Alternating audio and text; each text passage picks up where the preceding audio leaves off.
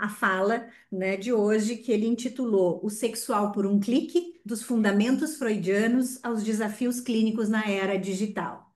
Eu vou apresentar o Rubens para quem ainda não o conhece. O Rubens é psicanalista, doutor pela Universidade de Paris 7, Denis Diderot, membro do Departamento de Psicossomática Psicanalítica do Instituto Sede Sapiente e professor da especialização. É autor de Psicossomática, de Hipócrates à Psicanálise, de Impasses da Alma, Desafios do Corpo, Figuras da Hipocondria e de Tempos de Encontro. Escrita, Escuta e Psicanálise pela Blucher 2021, 22 e 24. E que co-organizador e autor dos livros da série Psicossoma pela Casa do Psicólogo. Então, Rubens, seja muito bem-vindo, né? Novamente um prazer, né, te receber. A palavra está contigo. Hoje nós vamos, normalmente a gente faz esse primeiro momento onde o convidado expõe as suas ideias e posteriormente a gente abre para conversar. O Rubens veio muito aberto ao diálogo, e nos sugeriu que a gente pudesse deixar a palavra aberta, né? E Sim, livre durante toda a explanação. E aí, então, nós vamos construir essa modalidade juntos hoje. Claro que podem se inscrever também, por gentileza, pelo chat, né? E nós vamos administrando, então, dessa maneira, a nossa conversa. Rubens, então a palavra está contigo. tá. Obrigado, Débora, obrigado pelo convite, né? Obrigado a todos os colegas e colegas da SIG, né? Por mais uma vez oferecer essa oportunidade da gente estar juntos, né? Realmente eu tenho ótimas lembranças desse nosso encontro presencial em 2022, né? Onde a gente pôde estar trocando mais de perto, né? Eu queria só acrescentar que naquela jornada, né? Além de tudo, nós tivemos o prazer de também trabalhar com a Marília Eisenstein, que deu uma conferência e eu tive a honra de debater, né? A apresentação dela. E infelizmente ela não está mais aqui, né? Ela faleceu há alguns meses. É uma pena porque ela é uma grande analista, né? Que nos inspira, que me inspira e com quem eu aprendi bastante, né? Nas poucas vezes que eu tive contato com ela, mas que foram muito frutíferas, né? No IPSO, em Paris, em encontros científicos como a gente trocou, né? E eu também me lembro da participação, né? Uma das coisas que mais me animaram foi a participação grande, né, da nossa conversa naquela ocasião. E como a gente estava dizendo, sem dúvida é muito mais fácil a gente trocar e se inspirar por uma troca presencial do que online, né? Mas a gente vai tentando. É o que a gente tem. Eu fico contente que tenha sido essa oportunidade, né? E pelo menos para compensar um pouco que a gente não está junto, não está próximo, eu queria pedir, se for possível para vocês, que vocês abrissem as câmeras também, para pelo menos eu poder reconhecer as pessoas que eu encontrei naquele momento e saber um pouco, né? Tentar fazer uma leitura corporal dentro daquilo que o quadradinho permite, de como é que as coisas estão chegando para vocês, tá? O convite da Débora, né, foi muito desafiador, né, porque a gente fala tanto do contemporâneo que às vezes a gente corre o risco de esquecer aquilo que são as origens do contemporâneo, né? E particularmente nessa questão da sexualidade, né?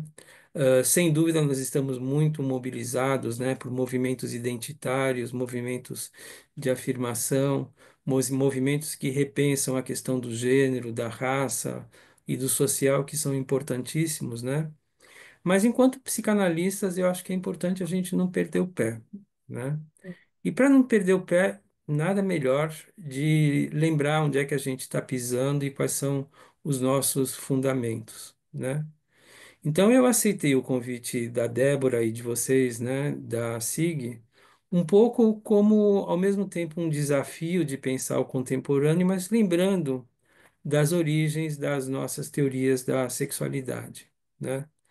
Então o que eu vou fazer a partir desse convite é também convidar todos vocês, a revisitarmos alguns pedaços, né, desse percurso freudiano.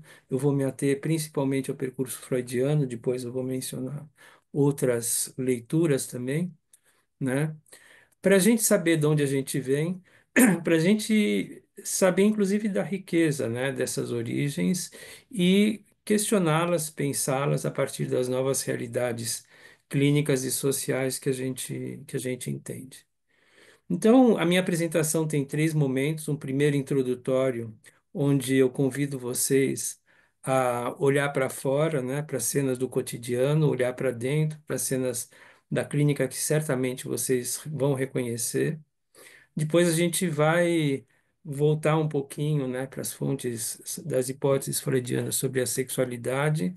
E, por fim, a gente vai voltar para essas cenas, né, para a gente pensar juntos, os desdobramentos, como eu vou colocar, tá bom? Então, eu agradeço muito a participação de vocês e, como a Débora disse, vocês podem me interromper. Depois eu me viro aqui com o tempo e com as minhas anotações, tá? Então, nós sabemos, né, que nós vivemos em tempos em que a sexualidade parece se multiplicar em linguagens inesperadas e territórios ainda inominados, né? A emergência de subjetividades que escapam à lógica binária de gênero, às narrativas de complementariedade heterossexual e à escena edípica clássica desafia não apenas as normas sociais, mas também as referências teóricas que por décadas sustentaram a nossa clínica. Identidades queer, não binárias, transgêneras, mas também novas formas de gozo, de conjugalidade, mediadas por tecnologia, pornografia sob demanda, roteiros masturbatórios isolados, algoritmos, afetivos e corpos que se encontram apenas por avatares.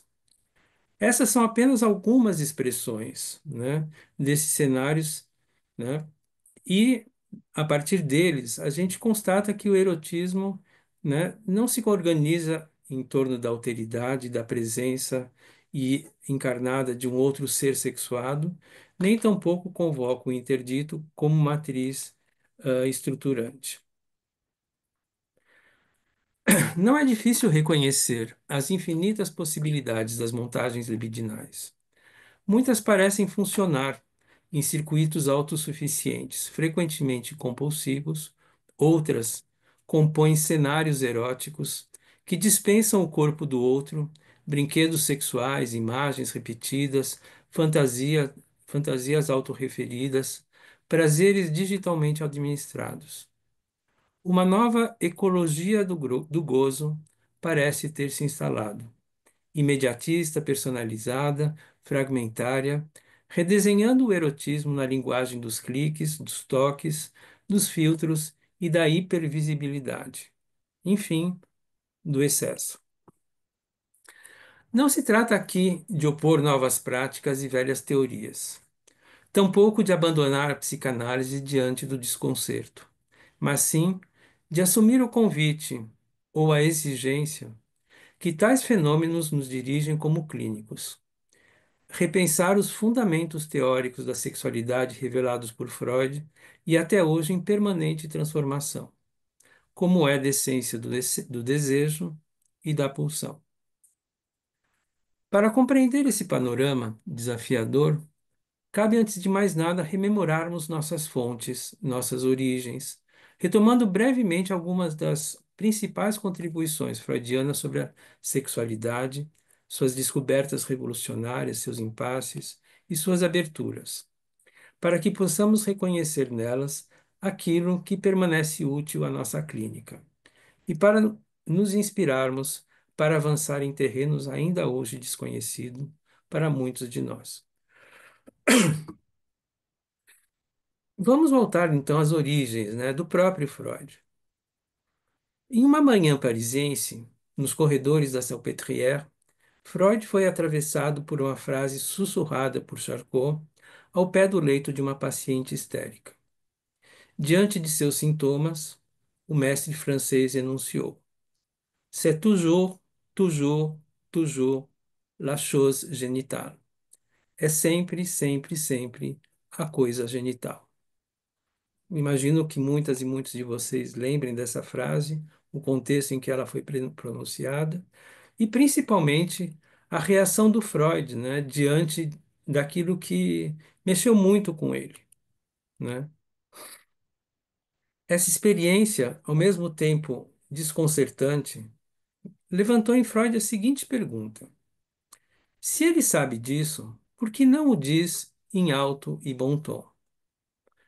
Eu acho que essa pergunta ela ainda é pertinente, né, nos dias de hoje. Foi essa experiência que legitimou em Freud uma intuição que há muito tempo o habitava, ainda quando se deparava em laboratórios e serviços de neurologia com as manifestações da histeria, a de que o corpo falava uma outra linguagem, uma outra língua feita de desejos, conflitos e histórias silenciadas. Como sabemos, ao expor um corpo que sofre sem lesão visível, a histeria revelou-se como a porta de entrada para uma concepção inédita da sexualidade. Não aquela restrita ao ato reprodutivo, ao instinto, mas como Freud aos poucos foi descobrindo, uma sexualidade difusa, descentrada, infantil, múltipla e, sobretudo, psíquica, muito além das expressões e conformações anatômicas e fisiológicas. Retornando a Viena, Freud não mais cessaria de escutar aquilo que o saber médico silenciava, que o sofrimento do corpo pode ser a expressão de um gozo incompreensível, que o desejo se insinua nas falhas da linguagem e que o sexual, em sua estranheza, funda o sujeito. Aqueles que me conhecem, aquelas que me conhecem, né, sabem da importância que eu atribuo aos primeiros textos freudianos, a esses retornos, né, que vão principalmente dos anos 1890 até a interpretação dos sonhos. A gente sabe que são escritos que não apenas evidenciam a gestação da teoria psicanalítica, mas que fundam um modo de escutar. Neles, Freud ainda hesita, arrisca-se, tateia hipóteses entre o corpo e a linguagem, admite erros, né? Oscila entre a dor e o desejo.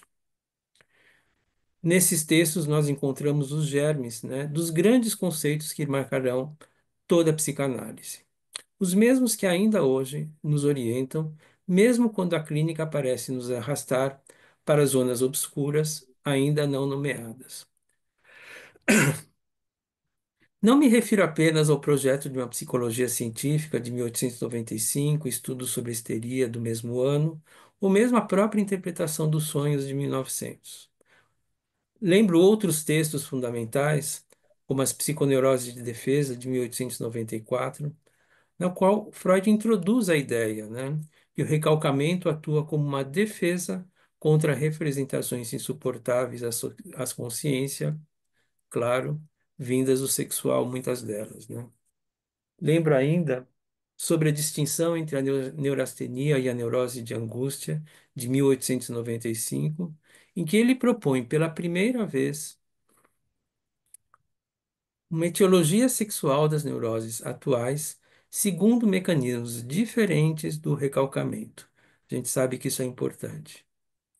Lembra ainda também a sexualidade na etiologia das neuroses de 1898, onde ele sustenta a tese escandalosa para aquela época da sexualidade infantil como um fator etiológico dos sintomas neuróticos. Eu poderia citar ainda muitos outros textos que vocês conhecem, né? Mas eu quero lembrar especialmente a Carta Fliss, de 21 de setembro de 1897, na qual Freud abandona a teoria da sedução e se aproxima da noção de fantasia inconsciente, né? A teoria da sedução que o Laplanche vai retomar por um outro caminho, nós vamos reencontrar no finalzinho. Todos esses textos e esses conceitos fazem parte desse movimento inaugural de Freud em compreender a um só tempo os enigmas dos sintomas neuróticos e os mistérios do aparelho psíquico, os limites da consciência, a irrupção do recalcado, o gozo que resiste ao princípio do prazer. Ali ele também já vislumbrava alguns territórios que ainda não sabia como alcançar, como os das manifestações diretas da sexualidade no corpo, sem mediação psíquica. Esses alicerces da psicanálise né? Nesses escritos, encontramos também hipóteses que sustentam as construções da psicossomática psicanalítica, né? Ah, as quais muitas são familiarizados, né? Tal como nós as concebemos como uma leitura de sofrimentos aquém da representação e de dinâmicas mentais organizadoras da excitação sexual. Todas essas dinâmicas são atravessadas pela constatação das oscilações entre o prazer e o desprazer que aos poucos delinearam a teoria da sexualidade. Prazer e desprazer, gente, vamos lembrar, eles pautam toda a construção da psicanálise. Se a gente for prestar atenção, a gente não tem tempo de desenvolver isso, né? Mas são balizadores mesmo daquilo que Freud construiu em muitas dimensões, não apenas da sexualidade, mas derivando da sexualidade, né? Desde as suas primeiras formulações sobre as neuroses, Freud atribuiu à sexualidade um papel fundamental. Ela não era mais um mero apêndice do instinto reprodutivo, nem um desvio patológico, como declaravam na época os psiquiatras forenses e estudiosos das manifestações sexuais, como Krafft-Ebing. A sexualidade era uma força, mais tarde mais claramente caracterizada como pulsional, que atravessa o sujeito, seu corpo, seu psiquismo, suas faltas, excessos, formações substitutivas e descargas. Uma força que se espraia para além do sujeito, no social e na cultura, em relações dialéticas de embates a partir dos quais todos nós somos transformados. Essa natureza inexorável da sexualidade atravessa toda a obra freudiana e a psicanálise até hoje. E ela nos convoca. O sexual, em sua natureza enigmática, sempre exigiu da teoria não uma resposta definitiva, mas um constante movimento de elaboração. Esse é o nosso fio condutor, gente, tá? O sexual nos convocando à elaboração. Desde Freud, é o sexual que vem modificando, refutando ou aprofundando as concepções psicanalíticas, a cada vez revelando que é impossível compreender o psiquismo humano e as relações entre corpo e mente sem considerar o lugar central da sexualidade, né? Ao concluir a redação da interpretação dos sonhos, marco inaugural da psicanálise, como sabemos, Freud compartilhou com Fliess, numa carta datada de 11 de outubro de 1899, quer dizer, antes da publicação oficial, né, uma intuição de algo muito fundamental e talvez mais arriscado, que ele pressentia. Ele dizia, né, na carta, é possível que uma teoria da sexualidade seja sucessora imediata dos livros dos sonhos. Imediata, dizia ele. Tendo aberto por meio dos estudos dos sonhos as portas para melhor compreender a vida psíquica, revelando o inconsciente como campo de sentido e de trabalho, ele pressente a necessidade de também sistematizar a compreensão da sexualidade. Nessa mesma carta, ele ainda acrescenta: hoje me ocorreram diversas coisas muito estranhas, que ainda não entendo propriamente. Isso era 1899, tá? Os 5 anos que separam a interpretação dos sonhos dos 3 ensaios sobre a teoria de sexualidade são marcados, em termos de produção, por uma certa rarefação, muito surpreendente para um autor prolífico como Freud. Ele apenas escreveu 2 breves artigos, um sobre os sonhos em 1901 e a psicopatologia da vida cotidiana também em 1901, né? Mas os dois eram desdobramentos do que ele tinha escrito na interpretação dos sonhos. A tal da sexualidade, né, que estava produzindo coisas muito estranhas, né? Tema tão constante dos seus escritos de 1890, permanecia em estado de latência, esperando o momento de se fazer dizer de outro modo. Bom, aqui eu só quero fazer uma breve lembrança para quem gosta de história e tal. No pano de fundo desse silêncio do Freud, tinha também os conflitos que ele vivia com Fliss. É muito interessante, tá? Quer dizer, é como se ele estivesse elaborando também o luto de da separação com o Fliss, que a gente sabe que teve efeitos profundos, né, na produção dele, tá? Eu não tenho tempo de me alongar aqui, mas quem tiver curiosidade, vale a pena dar uma pesquisada nesse sentido. Por fim, então, 5 anos depois, né, do que foi anunciado, a gente vê surgir a primeira edição dos três ensaios sobre a teoria da sexualidade, né? Essa publicação, como sabemos, né, inaugura um processo de reescrita e reelaboração que acompanhou Freud por décadas. E eu, né, vou mostrar, já vou dar um spoiler, eu acho que continua, né, nos convocando até hoje. Todo mundo aqui conhece, né? Não existe texto mais remendado na psicanálise do que os três ensaios, né? Nenhum outro texto, né, foi tão modificado, expandido, anotado e revisitado pelo próprio Freud. De certa forma, essa obra permanece em estado de devir. Escrita em 1905, ela continua a ser reescrita nas edições de 1910, 1915, 1920 e 1924. Cada uma delas incorporando os desdobramentos teóricos e clínicos surgidos a partir de outras centelhas, né? Aquelas que Freud pressentia em 1899, mas que ainda não compreendia plenamente quando redigiu a versão inaugural, né? Dependendo da edição que vocês têm, é mais importante ler as notas de rodapé do que o próprio texto, tá? Não é fortuito que cada uma dessas edições coincida com momentos chaves da teoria freudiana. Vamos recapitular rapidamente, né? A gente não tem tempo de desenvolver todos.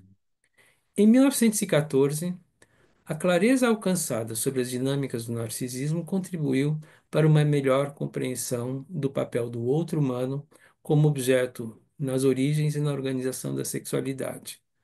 Reformulo os três ensaios. Já os novos delineamentos, né, das manifestações e vicissitudes das pulsões, apresentados em 1915, permitiram aprofundar o entendimento das relações entre as funções de conservação e funções sexuais. Nota de rodapé depois incorporada ao texto.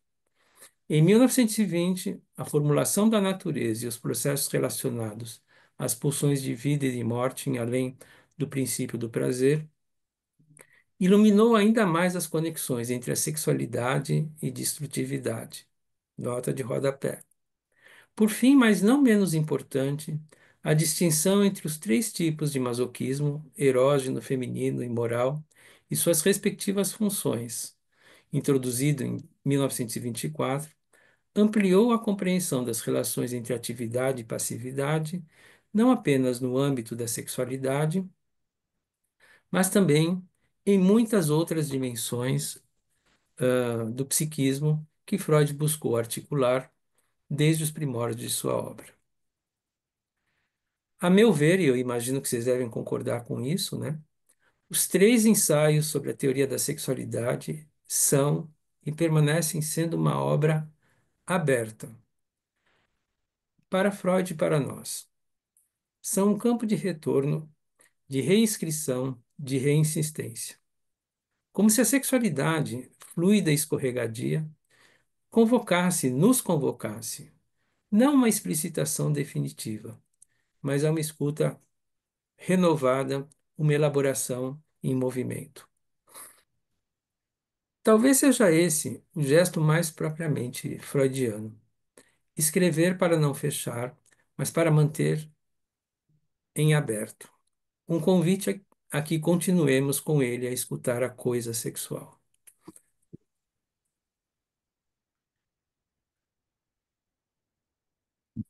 Vamos então lembrar das nossas leituras, né, dos nossos estudos sobre os três ensaios, né?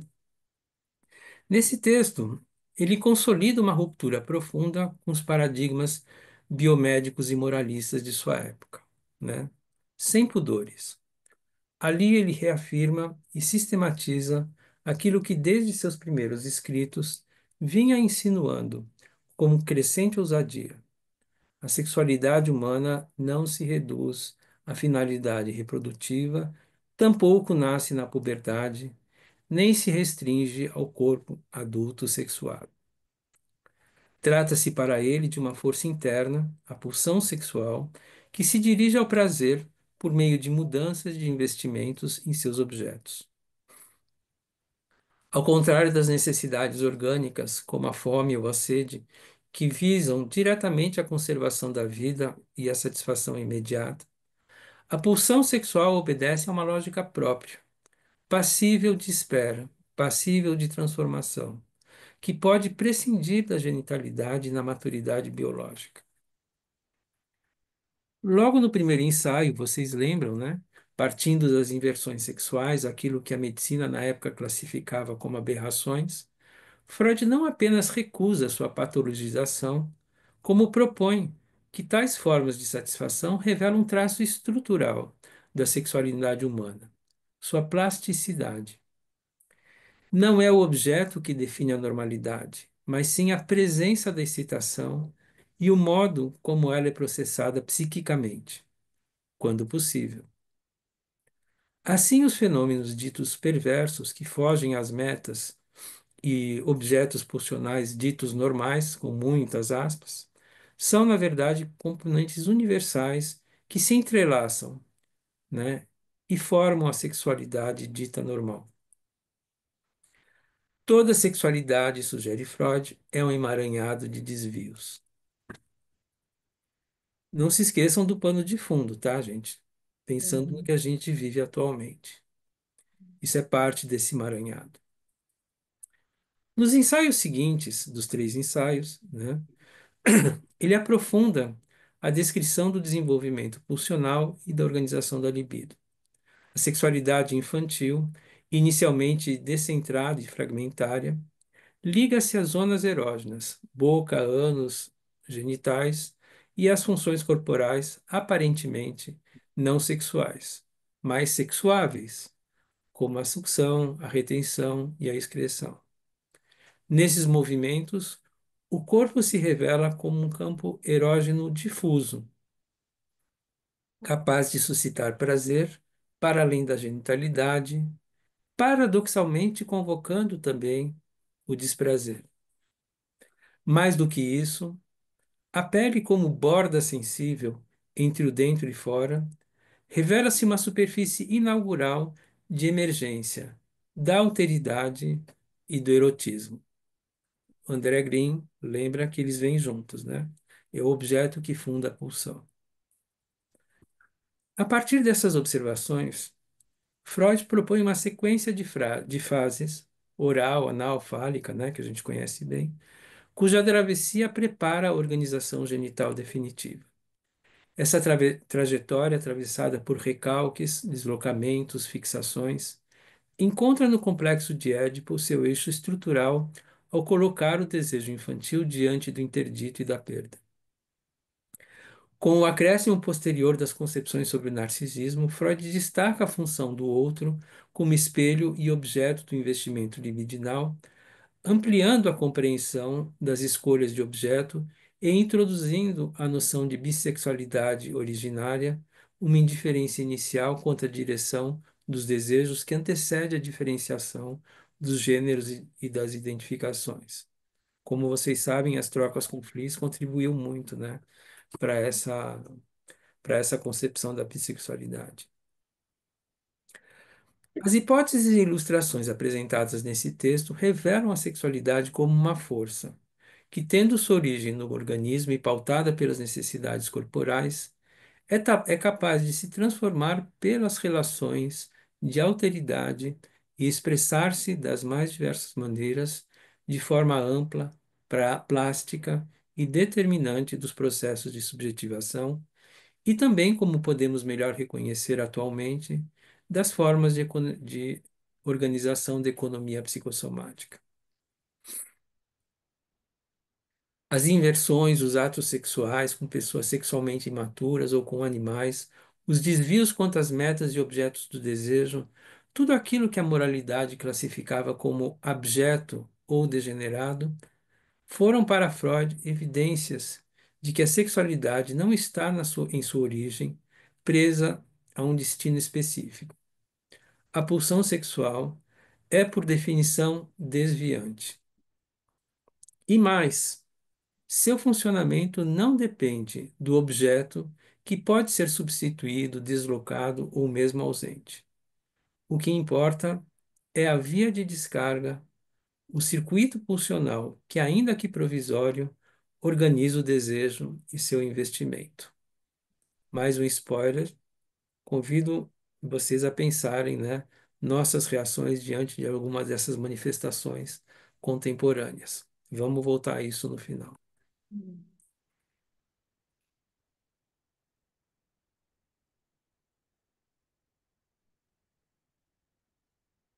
A pulsão sexual é, por definição, desviante. Quero ressaltar isso. Freud reconhece que, mesmo nos coitos mais normais, há restos, fragmentos e rudimentos de práticas que poderiam ser classificadas como perversas. Carícias, beijos, olhares, zonas de prazer que escapam à genitalidade. Esses elementos não são marginais, mas constituem a sexualidade, expressando suas metas sexuais preliminares que intensificam a excitação e compõem o percurso do desejo. A sexualidade se revela então como um campo de experimentações, tá? De ensaios, de desvios, e não como um ato finalizado em si mesmo. Ao observar essas manifestações do corpo infantil, nas brincadeiras autoeróticas, nas manipulações das zonas erógenas, na busca de prazer por meio da excitação sensorial, Freud formula de suas teses mais importantes. A perversão polimorfa é a matriz da sexualidade. Toda criança é, em potencial, um pequeno perverso. Isso não significa patologizar a infância, isso é óbvio para todos nós, mas sim reconhecer que o desejo humano nasce em excesso, sem destino definido, e que será a cultura, com seus interditos, suas normas, suas perdas, será o outro que vai se encarregar de moldá-lo nessa relação dialética. É nesse ponto que Freud se depara novamente com o paradoxo, né? O paradoxo da relação entre o prazer e o desprazer. Como sabemos, o princípio do prazer, que acompanha Freud já nos textos de 1890, né?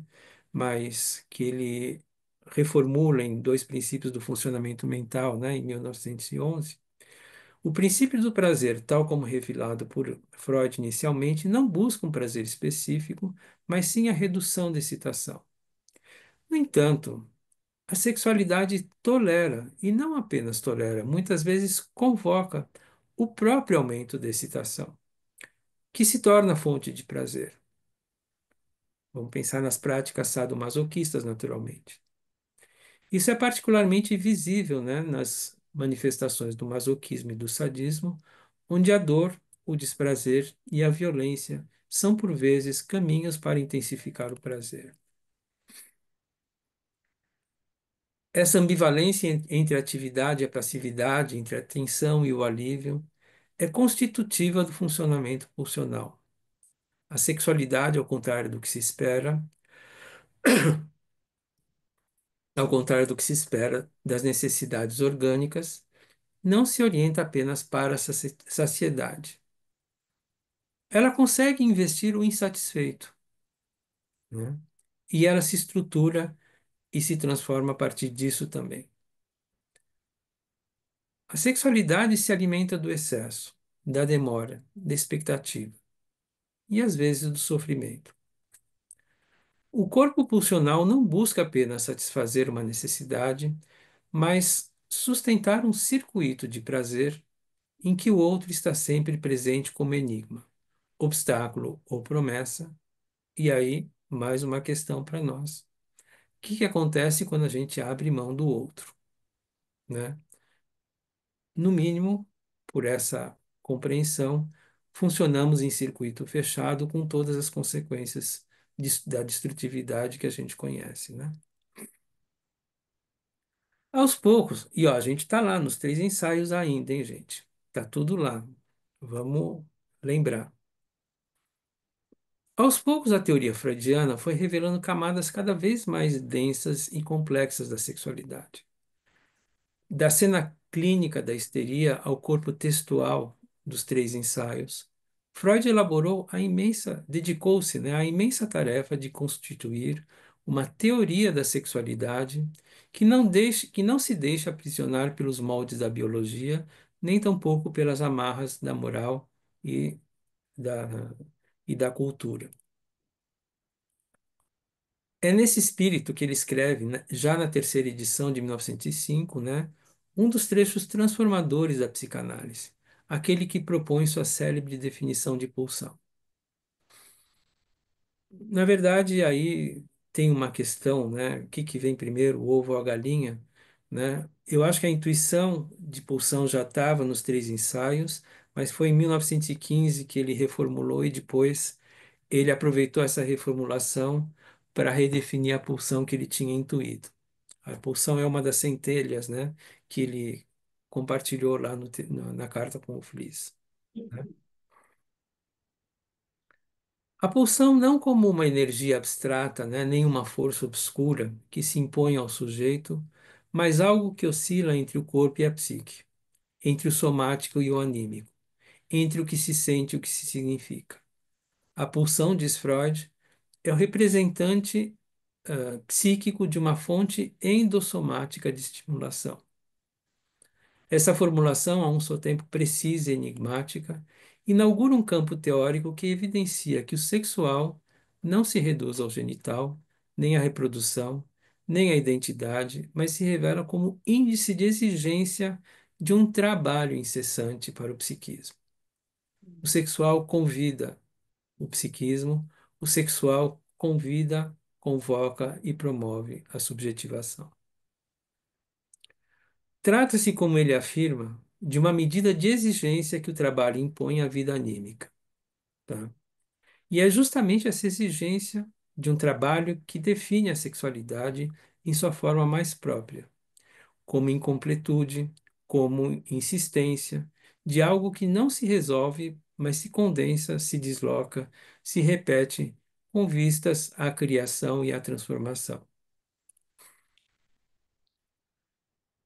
Ao incorporar a definição de pulsão no corpo do texto dos 3 ensaios, como eu disse, né, ele não apenas atualiza a obra com os avanços da metapsicologia de 1915, mas oferece uma chave de leitura para ressignificar sua construção anterior. As perversões, as fantasias infantis, os destinos do desejo, as formas de sofrimento psíquico, tudo passa a ser atravessado por esse novo entendimento de uma sexualidade que se organiza a partir das pulsões parciais, das metas desviadas, das fontes somáticas e de destinos diversos. Apesar de todas essas construções, em 1924, vejam, gente, 20 anos depois, hein? Muita água rolou na psicanálise do Freud desde então. Freud acrescenta ainda uma nota de rodapé, né? Que a um só tempo é um reconhecimento e um desafio. Nela, ele confessa que a teoria das pulsões é a parte mais significativa, porém, também a mais incompleta da teoria psicanalítica.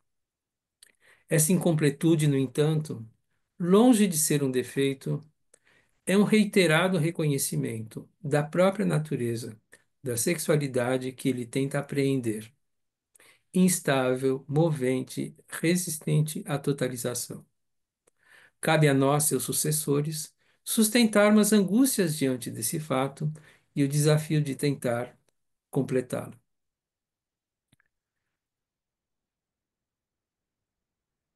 Os 3 ensaios sobre a teoria da sexualidade, desculpa, gente, Os três ensaios sobre a teoria da sexualidade realizaram, portanto, o sonho de Freud de tentar sistematizar e seguir desenvolvendo suas elaborações sobre a sexualidade infantil, a pulsionalidade parcial, a dissociação entre sexualidade e reprodução. Ao longo do tempo, em notas de rodapé e nos textos subsequentes, né, ele tentou complexificar e articular esses achados, revelando aos poucos os desdobramentos dessas questões com a constituição do sujeito. Esses desdobramentos conceituais não apenas sustentam a metapsicologia da sexualidade, mas se mostram indispensáveis para pensar os impasses e reconfigurações das formas de amar e desejar na contemporaneidade. Vamos voltar então àquelas cenas do início, né? Lembrá-las. Lembrem também daquelas que vocês conhecem, que vocês escutam na clínica, que vocês observam, né? Todo dia, né? Para a gente ressignificar e contextualizar tudo isso aos olhos do que a gente relembrou da teoria da sexualidade. Vivemos em um tempo em que a sexualidade, ou aquilo que em seu nome se apresenta, parece ter perdido o segredo. Parece. Está toda ali ao alcance dos olhos, dos dedos, do clique. Corpos moldados por algoritmos, identidades sexuais experimentadas como avatares intercambiáveis, performances eróticas mediadas por telas, subjetividades, intoxicadas por estímulos incessantes, encontros sexuais desprovidos de alteridade. Um adolescente que conhece o corpo antes de conhecer o corpo do outro, antes de conhecer o seu. Uma mulher que organiza sua vida sexual em função de performances nas plataformas digitais. Um homem que repete compulsivamente roteiros pornográficos, mais interessado na cena imaginária do que em qualquer presença real. Um casal que nunca se encontra, corpos que gozam juntos sem sequer se olhar. Corpos que se tocam sem se olhar, perfis que se oferecem como vitrines, imagens em alta definição que prometem gozos instantâneos, fragmentos de pele em exposição, algoritmos que reconhecem preferências sexuais com mais precisão do que o próprio desejo. A ampla, diversa e complexa cena contemporânea da sexualidade não se passa mais às escondidas entre o recato e a vergonha, nos bastidores da vida social, mas expostas, investidas e monetizadas às claras nos palcos sociais e iluminadas nos dispositivos eletrônicos. Creio que Freud não os teria estranhado. Foi ele que nos ensinou que a sexualidade nunca foi simples. Desde suas primeiras formulações, rompeu com a ilusão da genitalidade normativa, da complementariedade entre sexos, da harmonia entre desejo e amor. Evidenciando a natureza subversiva da sexualidade, ele revelou que a pulsão compreende e convoca o excesso, o desvio e a montagem. O que hoje observamos são os frutos dessas novas montagens, né, e manifestações desse excesso. Ora domesticados por padrões estéticos, ora encenados em performances vazias, ora capturados por circuitos narcísicos que não requerem mais o outro. Paradoxal, mas significativamente, a promessa de gozo ilimitado produz o apagamento da alteridade. O corpo do outro é muitas vezes apenas o espelho de uma excitação solitária. O sujeito se consome em sua própria imagem, como Narciso diante da sua refletida na água. A solidão e a destrutividade são os restos dessa dinâmica, dessas dinâmicas. Muitas vezes onipotente, que acredita poder prescindir do outro. Como analistas, cabe também poder reconhecer o que escapa às concepções freudianas quando nos deparamos com todas essas cenas. Freud concebia o desenvolvimento sexual como uma trajetória rumo à organização genital. O Édipo, por exemplo, mesmo em sua desestruturação, oferecia um certo modelo de enodamento entre desejo, lei e identidade. O feminino era pautado, para Freud, pela primazia fálica. Hoje, muitos sujeitos se organizam à margem desses roteiros. Sexualidades, sexualidades não binárias, identificações fluidas, desejos que não encontram endereço. A multiplicação dos modos de gozar desafia as muitas de nossas concepções clínicas e sociais habituais. Como analistas, cabe resistir à tentação defensiva de classificá-las como anormais e tentarmos compreender e elaborar esses desconfortos contratransferenciais. Cabe lembrarmos da lição freudiana, que questionou a normalidade, revelando a natureza inerentemente transgressora da sexualidade. Felizmente, desde os tempos do próprio Freud, inúmeros psicanalistas buscaram responder a tais desconfortos, tentando desenvolver novos dispositivos de escuta. É impossível, em tão pouco tempo que nós temos aqui, mencionar todos. Lembremos apenas de alguns, como Jean Laplanche, né, que repensa, como eu mencionei, a teoria da sedução de Freud, propondo uma ideia fundamental, né, a ideia da sedução generalizada. O sexual não se origina no sujeito, mas nos enigmas da mensagem inconsciente do adulto. A sexualidade nasce daquilo que o outro não pôde simbolizar e que se imprime no corpo da criança como excitação sem tradução. Nesse sentido, podemos compreender um pouco o potencial traumático da erotização precoce e o excesso atual de imagens e estímulos sexuais, não mediados pelo outro. Joyce McDougall, por sua vez, fala da teatralização do sexual, montagens eróticas que, em vez de expressarem uma verdade inconsciente, encenam vazios e ausência de significação. São sexualidades autoplásticas, formas de preencher buracos deixados por falhas precoces, no amparo e na linguagem. Christophe Dejoux, que vocês vão ter a satisfação de encontrar aí em Porto Alegre, né? Vocês devem estar sabendo dessa atividade. Inscreve o corpo erógeno no espaço do laço social como construção e não como dado natural. Em tempos de medicalização, ele fala também da subversão libidinal, né? Que é super importante, a gente não tem tempo de desenvolver aqui. Em tempos de medicalização do desejo, de cirurgias normativas, de identidades fabricadas, ele nos lembra que o erótico é sempre também político. Todos eles e muitos outros convidam-nos a escutar o que essas novas formas de expressão, essas novas expressões revelam. O mal-estar que persiste, o sofrimento que se disfarça de performance, o gozo que se repete como compulsão.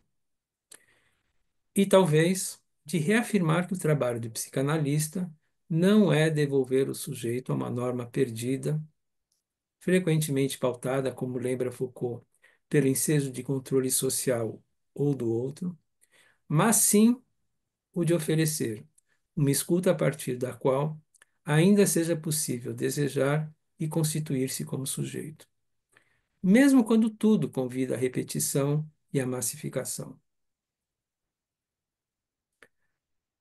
Continuemos a acrescentar notas de rodapé aos 3 ensaios sobre a teoria da sexualidade. Que cada uma e cada um de nós possa assinar a sua, a partir de uma posição clínica, essa, ao meu ver, perene, também inspirada por Freud. Elaborar, elaborar nossos desconfortos e compreender os enigmas, como sofrimentos e prazeres, que precisam de palavras para serem decifrados. Obrigado, gente. Muito obrigada, Rubens. Bom, acho que trouxesse, né? Acho que a importância desse registro dentro da psicanálise, de como que a gente foi trabalhando, né, a partir do Freud, né, a questão da sexualidade, que dá toda essa base para que a gente possa conversar sobre os efeitos, então, do contemporâneo, né, sobre a questão do sexual e da sexualidade.